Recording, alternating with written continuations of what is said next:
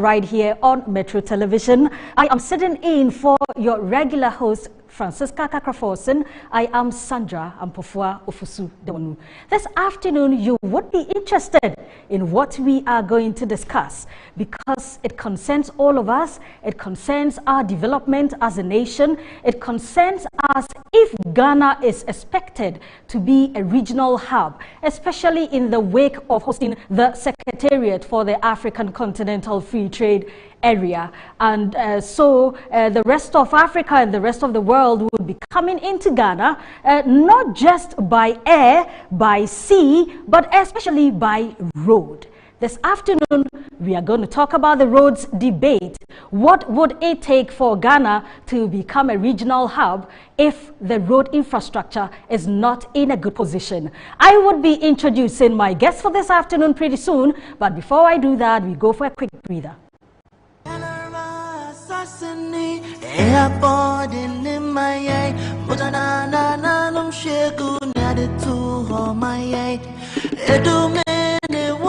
So say it, pay it, piatwa so, Nindian twa so good.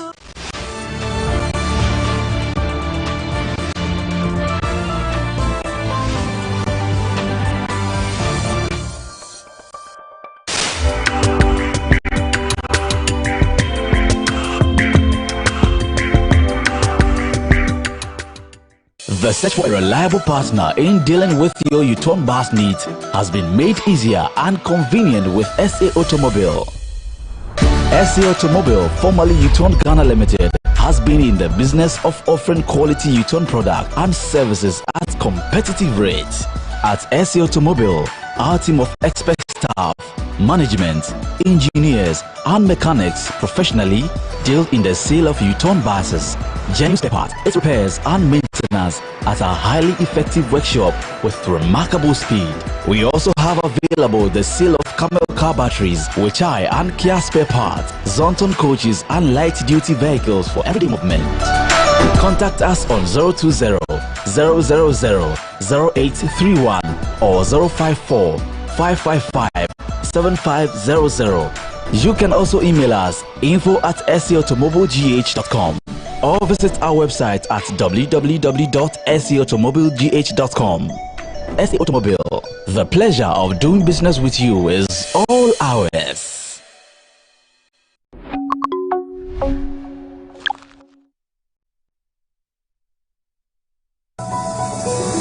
Are you tired as a consumer in Ghana when it comes to issues that confront you as a consumer?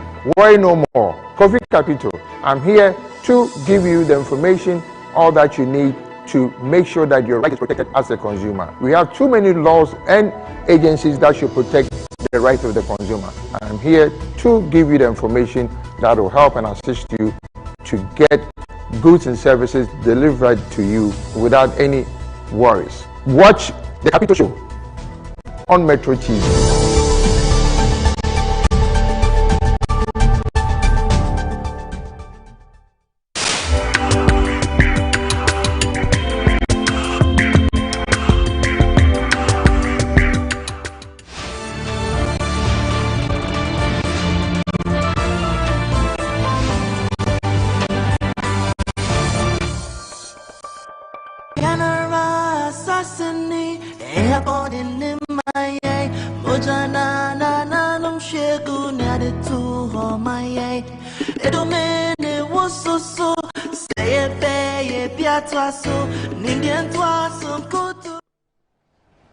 Welcome back. This is Good Afternoon Ghana on Metro Television. As I said earlier, I am Sandra Ofosu Dewanu. I'm sitting in for Francisca Kakraforsen, and this afternoon we are taking a look at the road sector in Ghana. More importantly, because just this past Friday, the President commissioned the Pokuase interchange. And this interchange is one that has brought quite some debate because it's been said that it was started by a previous government and that this government came to actually implement it. But because government is a continuum, does it really matter the talk about I started and I completed? We are going to delve into that issue. We are going to talk about from a 3-tier to a 4-tier. Are there any safety issues that one should be concerned with? What are the compromises that had to be made? We are going to look at the construction of roads, the construction of interchanges. There have been some promises. The year of roads, the first year of roads didn't really see any much fruition of the fulfillment of that year of roads. But it looks like this year, or the second term of the current president, we have begun seeing some road infrastructure, which includes the Pukwase interchange. This afternoon, I'm privileged to be having this discussion. With me in studio, I have Surveyor Arnold Yao Esiedu Ode. He is a senior quantity surveyor at Skoll Consult Limited. Surveyor, you're welcome. Thank you. Also to be joining us via Zoom would be ranking member for Roads and Transport Committee, Kwame Governs Abuja. He is on Zoom right now. And also on Zoom, we have chairperson for the Roads and Transport Committee, Kennedy Nyakon Osei. Hello, gentlemen. I see you on my screen now. Welcome. Okay, so later on, we will be joined on phone by Engineer Kobi Amwa-Mensah. He is an international independent road safety auditor and consultant. He worked on the Pukwase interchange. So we have a couple of questions for him as well. He will join us via phone pretty soon. But let's get the conversation started with Arnold, who is with me in the studio. So Arnold, just to break the ice, when we say a quantity surveyor, what do you actually do? Right, so the quantity surveyor more or less becomes the protector of the client's purse. So more or less making the client know how much they are going to spend, how much they've spent so far. That's if the project is running, and then how much they've spent and what savings they've made. So that's, in a nutshell, that's what a quantity surveyor basically does. Okay, so at what point does your role come in when a project is about to be implemented? Let's say Pukwase interchange. When a project like Pukwase interchange is about to start, where exactly do you come in? Like I said, the quantity surveyor tends to become the manager of the purse of the client. So it means that the quantity surveyor actually gets involved right from the inception. Okay. Right from the stage where the idea is birthed. Yes. Okay. So it starts from there till you get designers. Okay. When the designers is put into actual, you get to a stage where you test the market to find out the pros and cons, till even the selection of contractors, the award of a contract, the running of the contract, the end of the contract, and maybe the final signing off of the contract. You can even get a quantity surveyor being on that kind of a project through the life cycle of the project, or of the interchange. Okay, so this afternoon we are talking about roads infrastructure, and with a little focus on interchanges. Right. Let's get a little bit of your knowledge on the construction of interchanges. Right. So construction of interchanges vary from place to place. There are various methodology to constructing interchanges. There are various teams that you have to put together to construct an interchange. Yeah. It even goes to the extent of even getting to know what level of demolition works that has to be done on the ground. So if an interchange has to be put up, you actually have to analyze the vicinity or the environment to get the impact. Yeah. When you get to know the impact, then you get to know what kind of design that will go in in the place, and then you also try and sensitize those you have to compensate if the need is, and there are so many bodies or authorities that are engaged when interchanges are being designed. Yeah. Okay. We have a soundbite of the Roads and Highways Minister, Kwesi Amoako-Attah. He's talked about looking at about some 25 interchanges within the next few years up until 2024 when the second term of the current president ends. We want to listen to that bite and continue the conversation from there. 20 interchanges. The members of the press mark me down. See, by 2024, 20 interchanges are likely to have been fully completed. But we would have had and would have tackled as many as 25 interchanges in our country. This had never happened in any administration.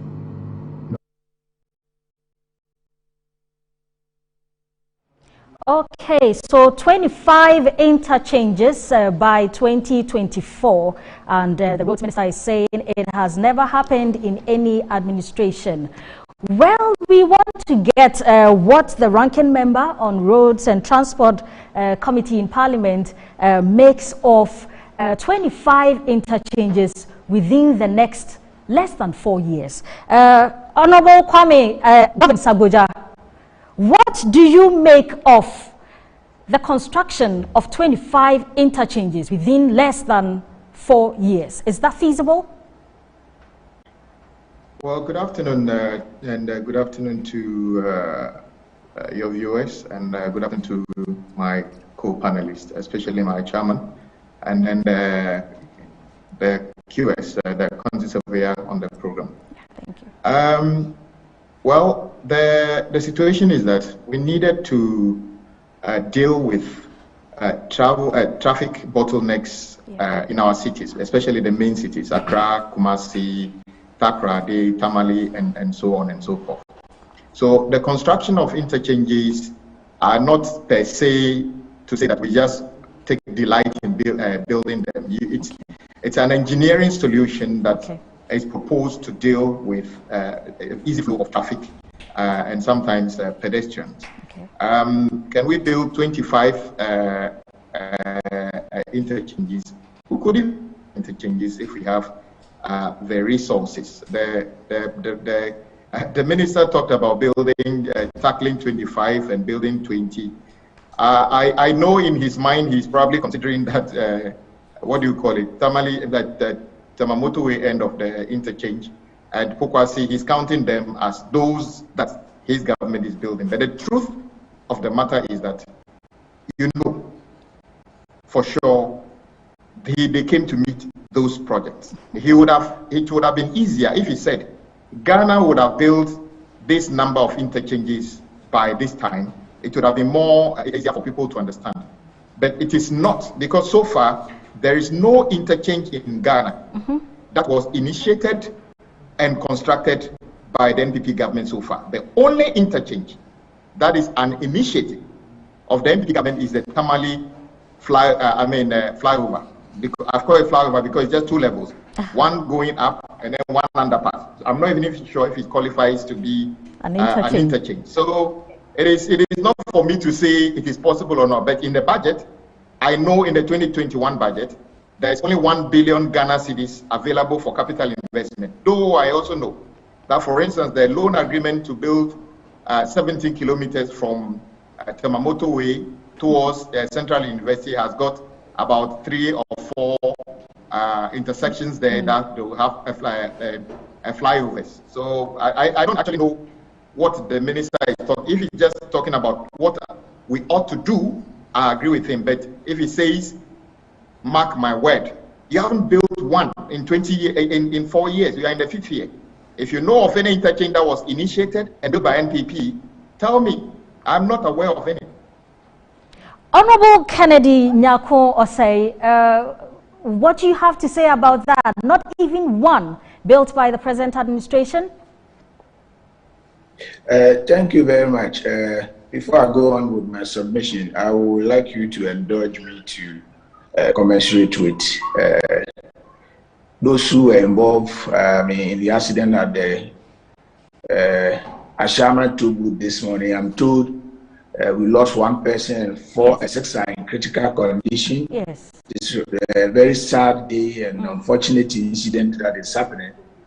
Within the few days, I'll confer with my ranking and the leadership of Parliament to go there and in person to see what actually went wrong. And if we have any recommendations, we can make it to the ministry to see going forward so that we can avert some of the incidents that do happen. Yes, so I'll go on to the substantive matter. I think I would say a very good afternoon to my ranking and the other resource person currently online or in the studios to also share their experience or their thought with us. I am very much sad that my ranking can just make such an allusion that the MPP government has not even constructed a single interchange. I mean, yes, like you, from the beginning, you made a continuous process. I remember when President Kufuor left office, he had secured a loan totaling $2.6 billion, a loan totaling $6.6 billion. Out of this loan, there were several roads that we were going to construct. There were several hospitals. Some of the hospitals like Adenta, Medina, and the War Regional Hospital, and the Afere 500, that military hospital, were all loans that were secured by the Kufuor government. But we thought it was a continued process. Yeah. It is the Ghanaian people that will benefit. It's the taxpayers that will benefit. Because when we go for loan and we are able to execute, but even in the process of securing loan to construct or undertake a project, it's not an overnight. He is aware that some even facilities that was approved way back in 2019 will not be able to draw down because there are several conditions that you have to show. Just a mere passing a loan agreement in Parliament does not make, because if we are not able to meet the condition precedent, then it means even the loan that we have become null and void. I mean, so I'm finding it difficult. Pokwase interchange, the sword was cut in 2018. Okay, 2018, 3rd of July was when the sword was cut for the commencement of the project. Yes, we are aware that the loan was approved in 2016, September. We are aware. But it took somebody to come and do all the paperwork, meet all the conditions precedent before a drawdown was able to make to construct this road. Likewise, the Temamoto Way, which JICA, a grant from the Japanese government, they are just using it to do it. This project, it has started, or the agreement has been agreed earlier before the birth of the Akufo-Addo government. But it was not that we have to come and go through all the processes to get it done. And even when you take the Pokwase interchange, for instance, okay, and I was happy the engineers and the experts and even the lenders, African Development Bank, praising the government for being able to use the same amount to even expand the project, do other works, move it from 3rd tier to 4th tier. I mean, it is the Ghanaian people. So when we start doing politics that this one brought this one brought this, then I can even tell you that then within the MPP, NDC, 8 years in office, they did not even do anything, because all the health facilities that you see, the hospitals that you see, the polyclinics that you see in their green book were all loans that were passed by the Kufuor government in 2008 before we left office. And I can go on, give you a litany of, I can give you details of when each loan was approved, the amount, but that is not what is of interest to the Ghanaian people. When we are able to build interchange, we know the difficulties that go through within the urban centers. Honorable Osei, Honorable Osei, yes. So I think he was coming from the point that none has been started by this current government. Yes, you have completed, but as to what is being started afresh from scratch, with you finding the funding and all. So it will bring me to the question that of the 25 interchanges the roads minister has mentioned, are you privy to any of them that you can share with us? Well, there are about 25 that the government says that you want to. I mean, he has made mention of a couple of interchanges in Kumasi, especially Swami Roundabout. They want to also do another one, the Suffolk Lane going to Sunyani. They are doing one at PTC at Takrady. They will be building one at when we are coming from Apenkwa Kaprais area. They want to build one. They want to come and build one. Couple of ones to Tetekwashi roundabout. Currently, they want to increase the tiers because the traffic situation is there. Because we'll be doing the route from the Apenkwa to Achimota to the motorway end. We want to come and do a new, rehabilitation of the Tema motorway. But we have included an extension of certain interchanges that we want to do it. So the minister was right to say that government has programmed 25 interchanges between 2021 and 2024 that it want to. I mean, all of us should applaud it. If government want to do this, we don't have to be doubtful about it. Governments are want to do it. Now the issue is, okay, government, you want to do it. How do we intend to fund it? So when we are discussing, the more important and pressing issue is, let us discuss how this project are going to be funded. That is exactly my next question. Yes, do you have the resources? So I've any opportunity, any platform that I've gotten to discuss about road, I've told the whole nation that this country has a total road network of 78,401 kilometers.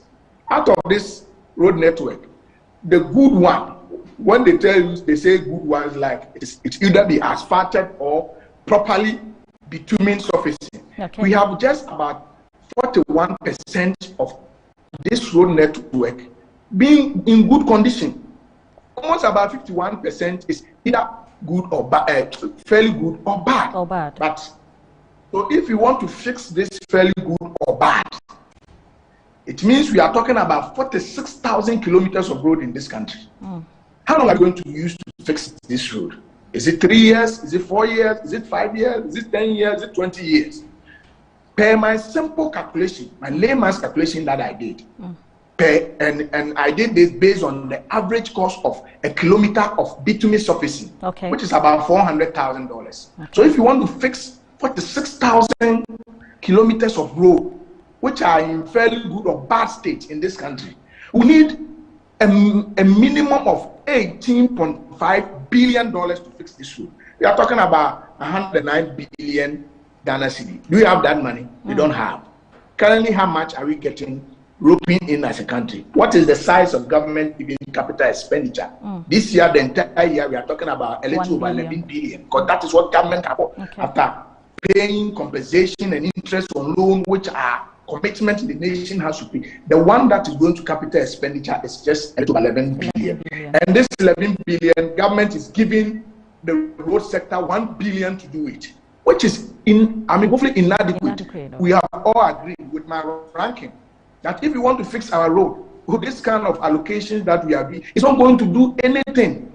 It's a little drop in the ocean. So as a nation, how do we mobilize extra resources to ensure that we are able to fix our road?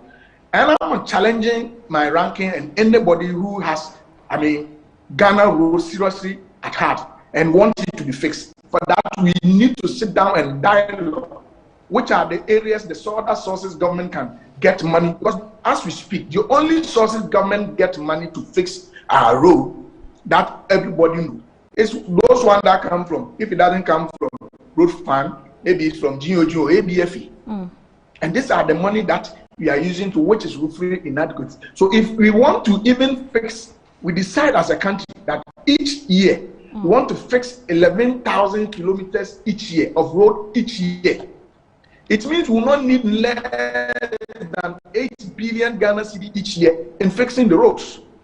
And we have that money. We don't have it. So I have even had a couple of discussions with my ranking and other things that let us look for other options to raise enough money to give it to the road sector to clear debts, because the sector is suffocating with debts. If you go to even the road fund, December, okay, almost about their indebtedness is almost about 4 billion. If you come to GOG, we are talking about 2.3. So if you put it together, we are talking about 6.3 billion. I'm sure this was in December 2020. We are in July. I'm sure more IPC that have been raised, interim payment certificate have been raised, and I won't be surprised that it has shoot our indebtedness at the road sector to about 8 billion. This is even just old project that we are doing. These are not even new projects that we are doing. But government realizes the challenges, and government said, I'm going to confront it. And government want to look for innovative means, to raise enough money. And I have made a couple of suggestions that even toll booths, in the entire country, we have just 38 toll booths.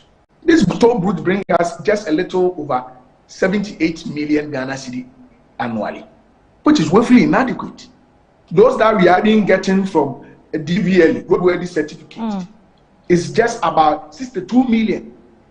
So, to me, if I am given the opportunity to make a critical decision as to what to do, I'm going to scrap the roadworthy renewal fee. I'm going to take off all toll booths from our road and introduce a new, whether to increase the road tax on the fuel levy by a certain pesos, so that I will take the booth out and I will take the roadworthy renewal fee out, so that every car, every vehicle in this country will be covered. We'll be contributing a little.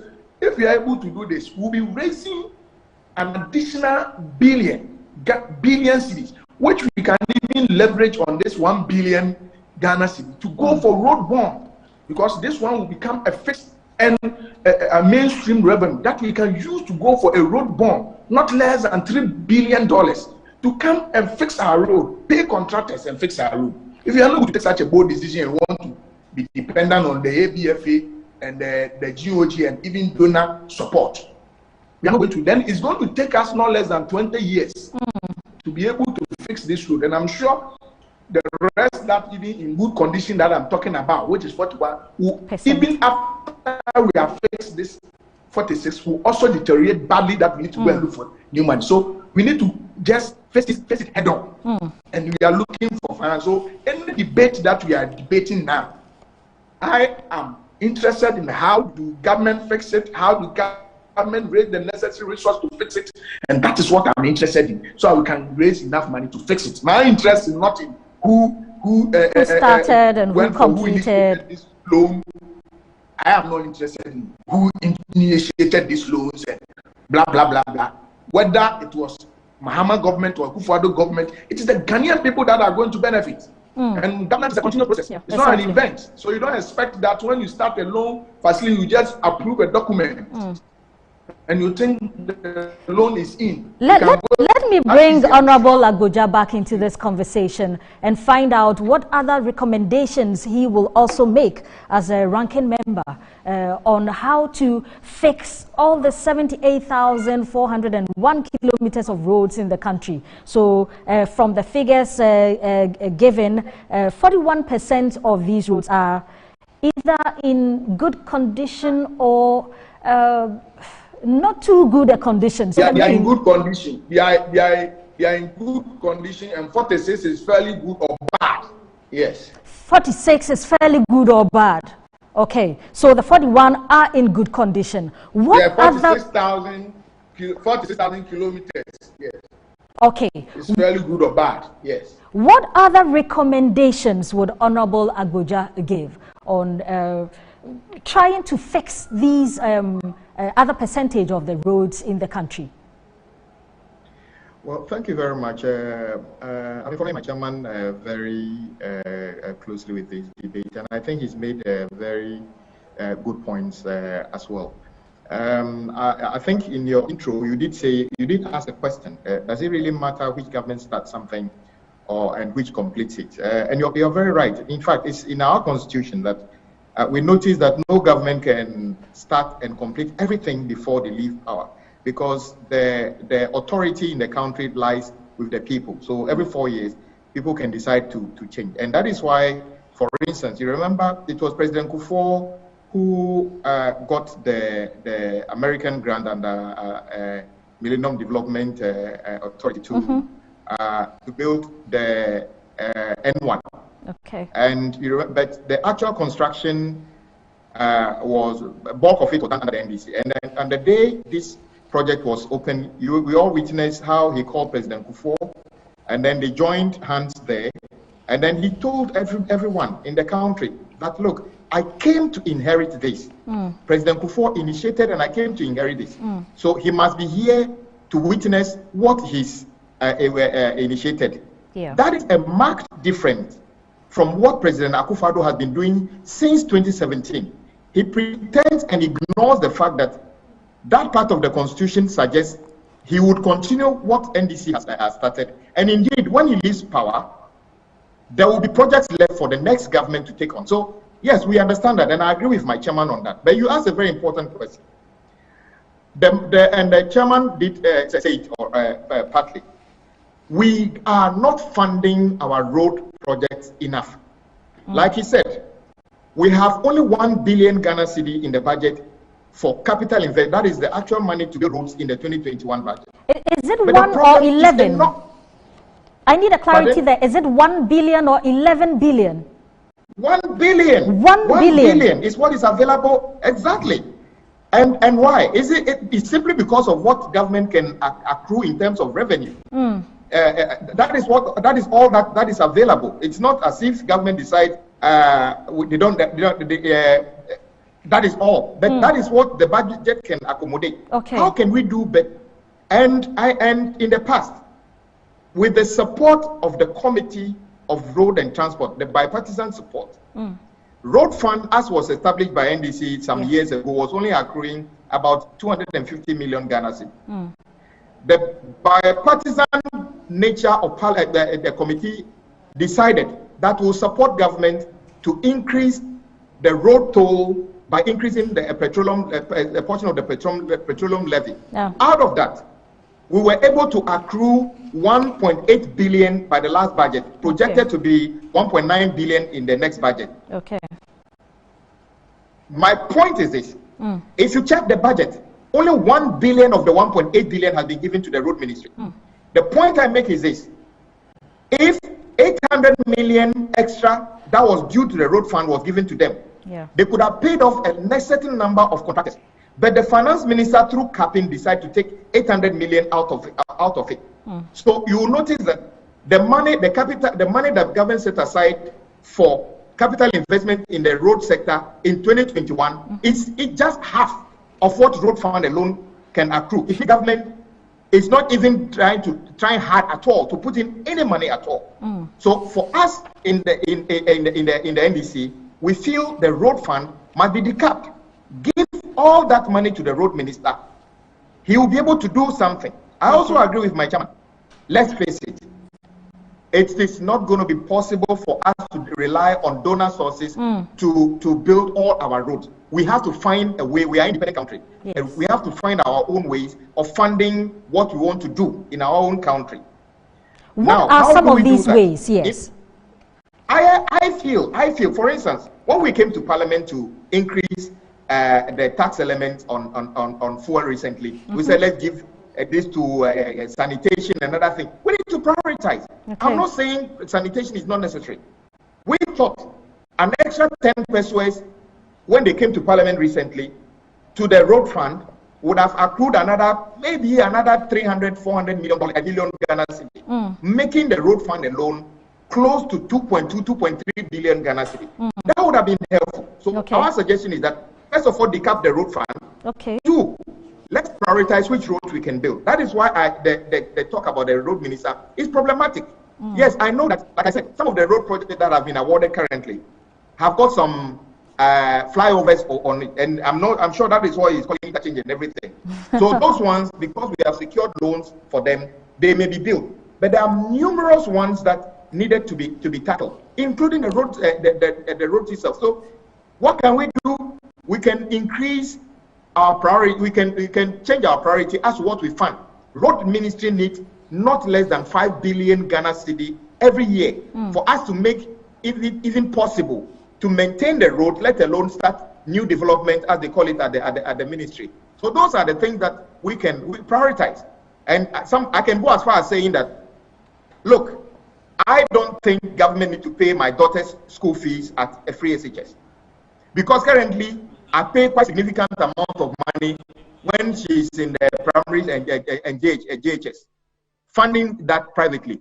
Why is government compelled to say that myself and my chairman's daughter, when they get to a secondary school, should necessarily fund them? Free SHS should be for only those who can fund their own children. Maybe I have aunties who can pay their kids' school fees at secondary school. Yes, so attach scholarships to children, to the school, the beneficiary. Don't attach scholarships to the school. Maybe 80% of school people in students in Achimota now, their parents can pay. The 20% that can't pay, give them the scholarship. Though the child can take the scholarship to Achimota, Mauli School, whatever. But currently, anybody, including everybody in Achimota, is benefiting from free SHS. This is not equity. This is problematic. We can save some money there. Kwame Agoja, pay. The chairman, my chairman, you to pay. Maybe my dear, you also are the student. Maybe if you earn enough, you pay your daughter. Then we can reduce that budget. But without that, government taking on debt they cannot even afford. Who is the beneficiary? We all suffer for it. Let me try and bring my in-studio guest into this conversation. Arnold, let's talk roads, flyovers, interchanges. Which ones do we need in the country urgently? Well, I don't know if I should say urgency or not, but I believe they've done all the sensitization, they've done all the preliminary investigations to actually know what kind of road system that needs to be in a particular place at a particular time. It's only based on those level of investigations that you can tell whether you need a flyover in there or not. There are some areas that are not so far from the other, but what you actually need to connect them will be a flyover. Other than that, you may have to just do a long turnaround before you get to that place. So it basically depends on which area has gotten developed or is developing, and then what traffic they are actually experiencing in that area. Then based on this information, it can go on to the next stage to say, what kind of road network do we need here, and then for how long do we need it for? It is interesting to note that lately the traffic situation is not just in Accra. My hometown in the eastern region, Koforidua, now you enter into Koforidua Township, and right from the very first traffic intersection, you meet traffic congestion. So it's no longer Accra, the capital, or big cities like Takoradi or Kumasi, where there is that issue of traffic congestion, thereby the need to clear some traffic bottlenecks. There's been talk in the past about the issue of driving in the reverse direction to kind of ease traffic for a particular time of the day during rush hour. Does this conversation come in at all when we are talking about roads, when we are talking about decongesting traffic? Like I rightly said earlier on, that when we sit around the table to actually discuss on what road network to actually design or work on, you have so many other bodies that you network with to actually get the work done. So there's town and country planning, there's the municipal authorities, you have the urban roads, you have feeder roads, you have the highways. So it's exchanging ideas amongst these parties that actually lead to what kind of road network, what kind of design that we need for our system. Ghana is growing, areas are growing, the numbers are increasing. I don't think we can stop that. But what we can do is actually think ahead and actually put in place what design would actually take us far. Definitely there's been information or data has been collected over the past years. And if we should sit at it to work on it, I believe that the roadmaps would have been drawn by now and we would know what kind of designs needs to be put in which place, when and where. Okay, let me bring on board Engineer Kobi Amwa-Mensah. He's an international independent road safety auditor consultant. He worked on the Pokuase interchange as well. Thank you, sir, for staying on the phone lines all this while. Let me bring you in and let's ask some questions about the Pokuase interchange. 3-tier to 4-tier. Were there any compromises made?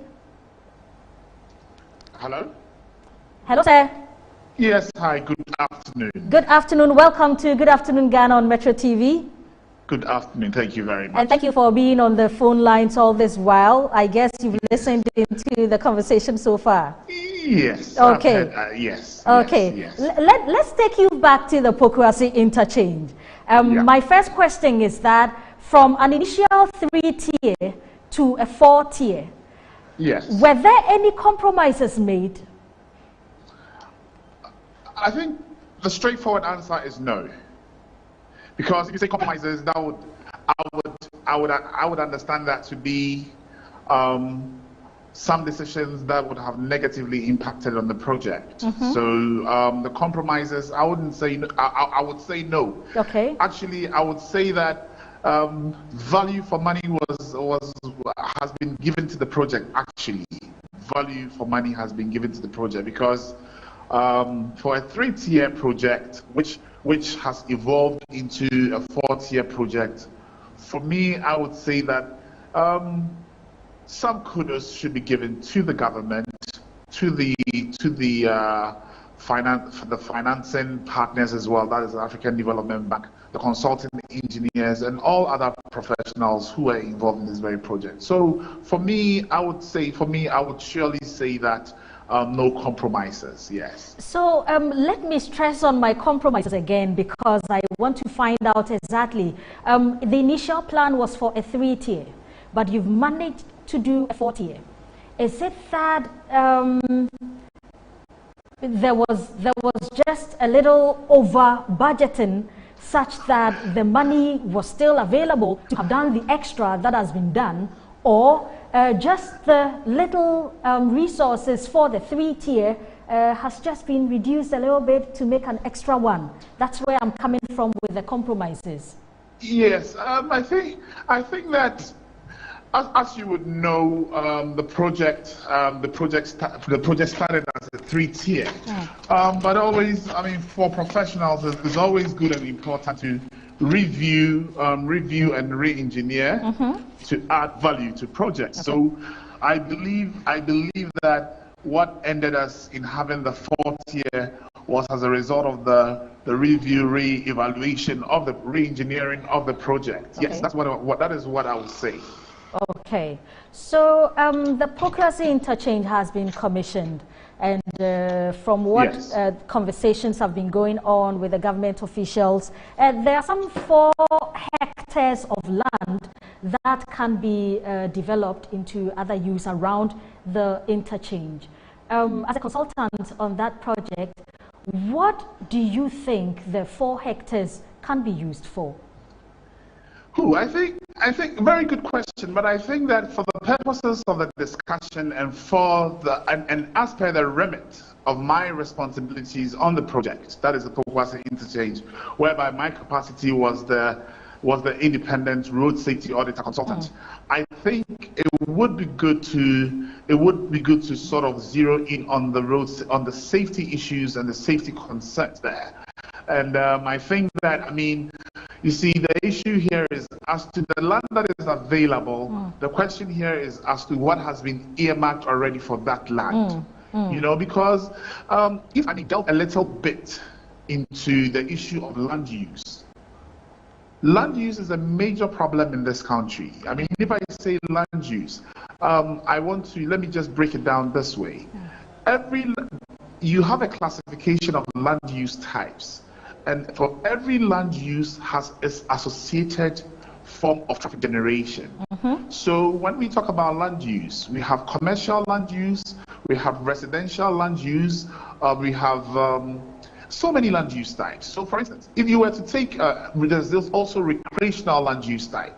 So for instance, if you were to take, let me give you an example of taking a typical church. A church or a religious building or entity. So it could be a mosque, it could be a church. You would realize that it would generate some amount of traffic. The traffic generated by a religious entity, you would realize that the peak periods, that is the peak times that land use type would generate the traffic would be between 7 o'clock till about 12 o'clock. That is for the religious, that's for churches. However, if you were to consider a mosque, it would mean that you're looking at Fridays for your maximum amount of maximum traffic generation times for the mosque. Now, if you were to also look at commercial land use types, you would see that it would typically be between 6:30 till about 6:30 till about 8:30. So the question of deciding as to what that land has to be used for is not. It has to undergo a rigorous analysis as per what is most appropriate within that corridor. Hello? Within that corridor to ensure that it brings the maximum benefit to the project and the community as well. For instance, we could also think of a terminal as an example of a terminal for taxis, for churches. But the question here again is as to what impact would this new development type per land use have on the adjoining road network. So for me, it is about the analysis. You just don't get up to say that we do this or we do that. You have to carry out a proper traffic impact assessment of the land use type or the combination, a mixture of the land use types, and then you see the generated traffic, and then you see the impact, and then you can make a decision. I guess Arnold in the studio has been talking about a proper analysis to know what exactly works, whether roads, whether flyovers, whether interchanges. So Arnold has been saying that in another form already. We'll go for a quick breather. When we come back, you will tell us about the safety of the Pokuase interchange, because already people, yes, there's talk that traders should not venture to go there. And so the talk of rails, the need for there to be rails on some of the routes, that would actually encourage traders to be there or not. We will come back to you on that after this quick break.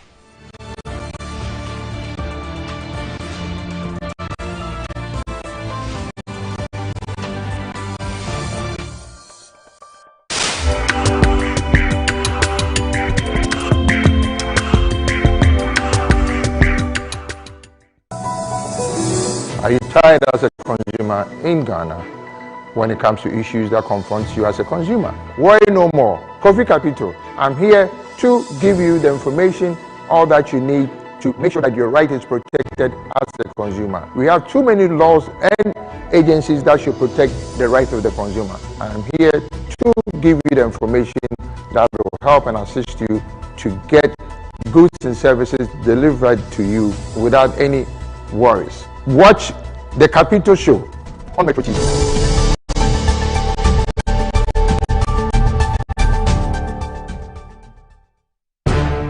The world has seen a lot of evolution in recent times. Global network facilitated by trade continues to grow stronger and forge nations closer together. On International Trade Focus, we'll share with you the current industry, tech and commercial avenues turning the world's trade wheel. This is your gateway to international business connections and trading events. Get the inside views, vital information, trends and analysis on emerging trade giants in Ghana and beyond. International Trade Focus, the global television trade showcase, transcending barriers in creativity and innovation. Join me, Anna Spiel, as I give you a whole menu of international trade activities. International Trade Focus, your timely business hub.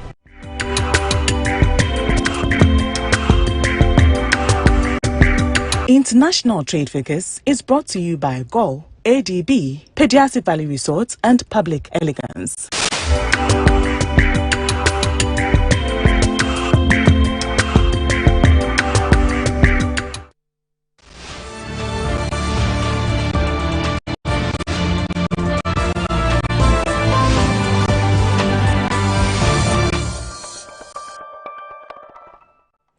Welcome back. The program is still Good Afternoon Ghana. I am Sandra Ofosu Dewanu, and I have been sitting in for Francisca Kakra-Forson. Let's go back onto the phone lines and have this last word with Engineer Kobi Amoah-Mensah on the Pokuase interchange. We want to find out some of the challenges you faced during the construction of the interchange, and also the safety bits that we mentioned just before we went for break. So these will be your wrapping up comments.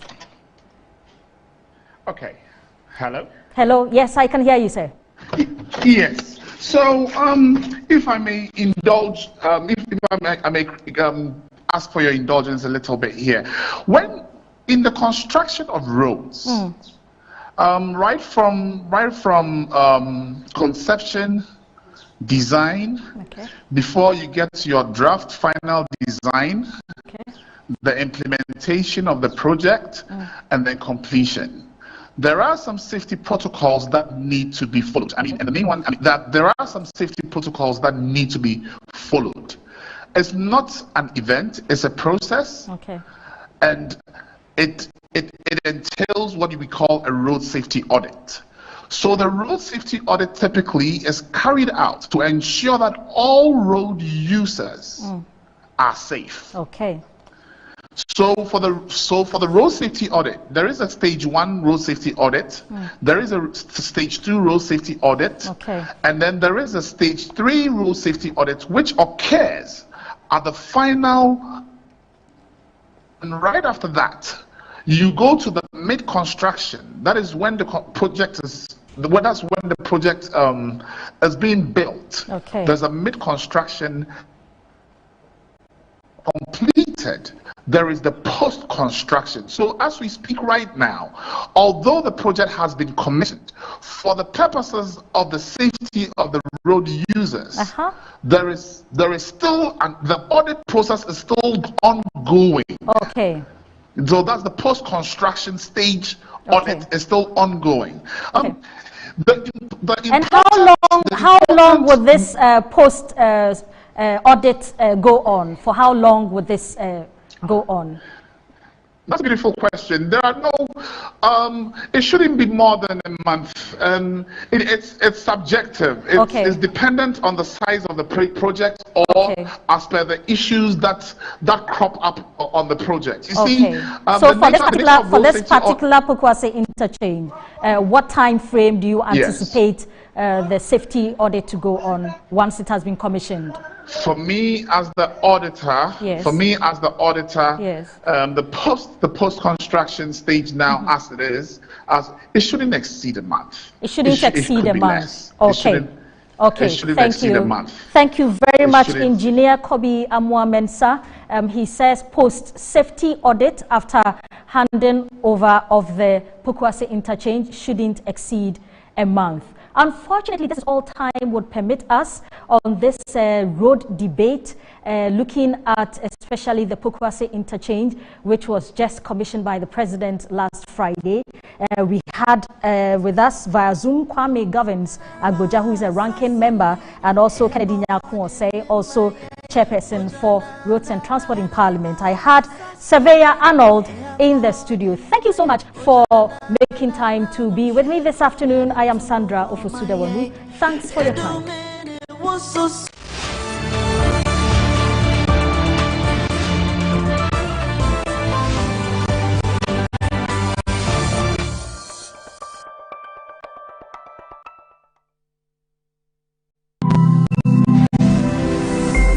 Metro TV, insightful and inspiring moments.